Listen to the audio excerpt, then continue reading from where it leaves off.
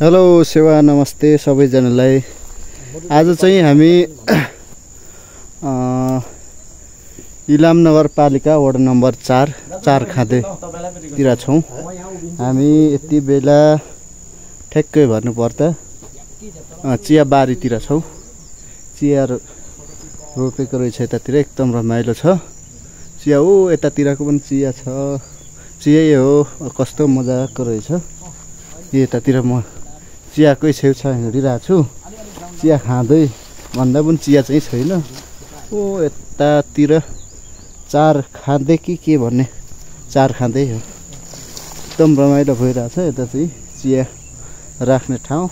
टिपिसकेपछि टिप्ने तरिका चाहिँ यस्तो मुन्टाहरू टक टक टिप्ने रहेछ। एकदम मजा छ। घाम लागिरहेछ, सुनसान छ। यतातिर पनि चिया छ। चिया बारी, यति ठुलो चिया बारी चाहिँ म अहिलेसम्म घुमेको छैन। ठिक त्यति धेरै ठुलो पनि होइन, साधारण लगभग 60-70 रोपनीको होला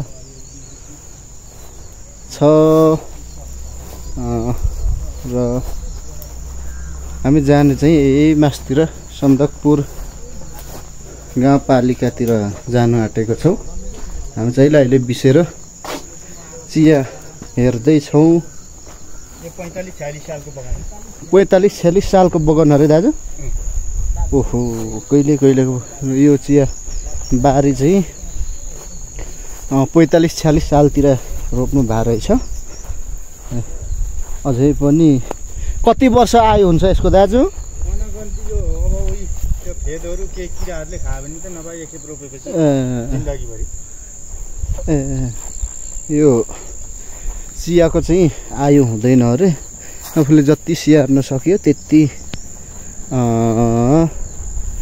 हुने अरे। यसो मलजल गोडमेल गर्यो भने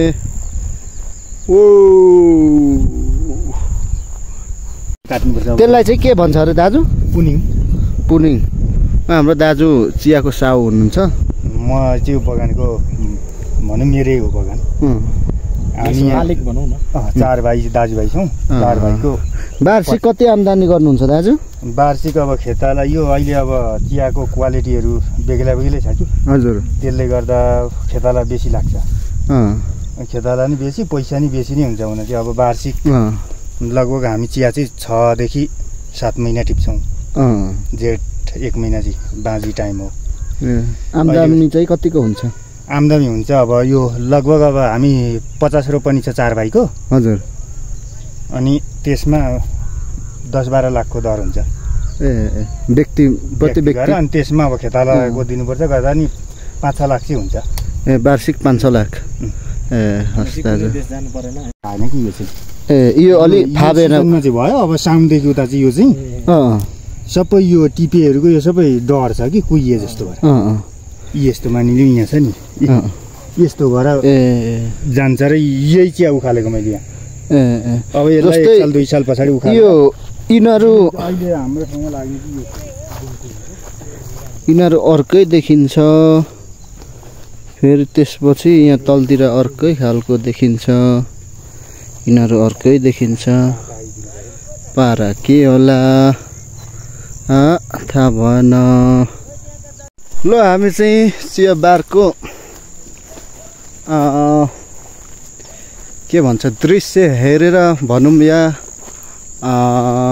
के भनौँ, भिजिट भनौँ या अनुगमन भनौँ या जे भए पनि हामी सकेर फर्किँदैछौँ चिया बारीदेखि। चियाको घाँस पनि देख्न सक्नुहुनेछ। घाँस कति राम्रो हो नि यतातिर। पन्छी बनी उड्ती गगन उड्ती अरे त्यस्तै सुनेको थिए हौ। अहिले चाहिँ हामी इलामको कन्यामतिर छौँ। चियाबारीतिर। चियाबार यो कुन ठाउँ हो? थाहा भएन रोडको छेउमै एकदम चिया चाहिँ रमाइलै रहेछ रमाइलो तरिकाको दृश्य चाहिँ एकदम स्वाक खालको छ अनि के भन्छ हो यतातिर पनि माथितिर पनि छ अहिले चाहिँ हामी रोडको छेउमा निस्केर गर्दै हुन्छ राम्रै छ एकजना पर मेरो पछाडि चाहिँ खोइ एकजना व्यक्तिले के गर्दै हुन्छ देखिन थाहा भएन के गरेको मान्छे त फटाइ खालको छ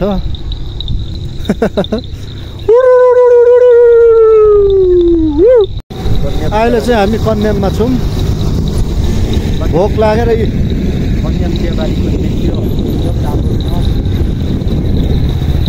खाजा खाँदै बसिरहेको छौँ 7 बजिसकेको छ चियाको बिचमा 2 जना चिया पिउने मान्छे छौँ अरू कोही पनि छैन लो साथीहरू साँझ परिसक्यो कन्यामको चियाबारीहरू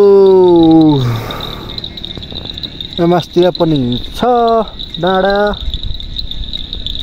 तर हामी चाहिँ रात परिसकेकोले गर्दा हामी अरू केही गर्न सकिएन फोटो खिच्नु पनि सकिएन भिडियो खिच्नु पनि राम्रो नआउने रहेछ त्यस्तो तरिकाले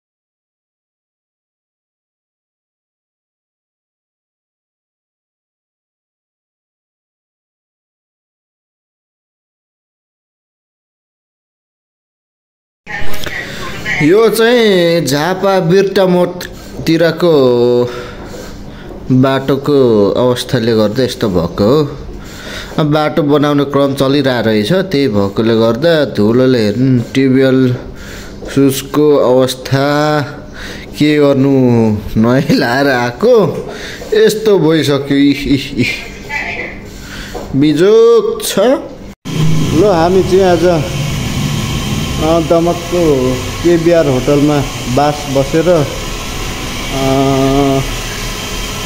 विराटनगर हुँदै धरान हुँदै धनकुटा हुँदै शङ्खसभा पुगिन्छ गाइसहरू पुग्नु पर्ने भनौँ यात्रा कस्तो हुन्छ अब थाहा छैन तर यात्रा राम्रै हुन्छ होला जस्तो लाग्छ तर गर्मी चाहिँ लास्टै गर्मी छ मरिन्छ गर्मीले अहिले चाहिँ हामी विराटनगरको कोशी हस्पिटल चौकी के भन्दो रहेछ पुगिएको छौँ एकदम गर्मी छ गर्मीले मर्नु आँटियो पाकिसक्यो हाम्रो शुक्र सर चाहिँ निकै सिकिस्त बिरामी नै भइसक्नु भएको छ ल है साथी अब लागियो आफ्नै गाउँ ठाउँतिर अहिले चाहिँ हामी भेडाटारमा भात खानु आँटिरहेछौँ भातमा परिकारहरू यही छ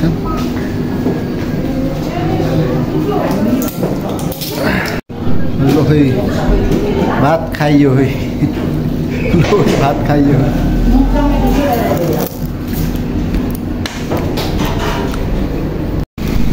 अहिले चाहिँ हामी भेडाटारमा भात खाएर जानु आँटिरहेछौँ घरतिर ढुसी लागिरहेछ पुरै यतातिर प्रायः जस्तो ढुसी नै लाग्छ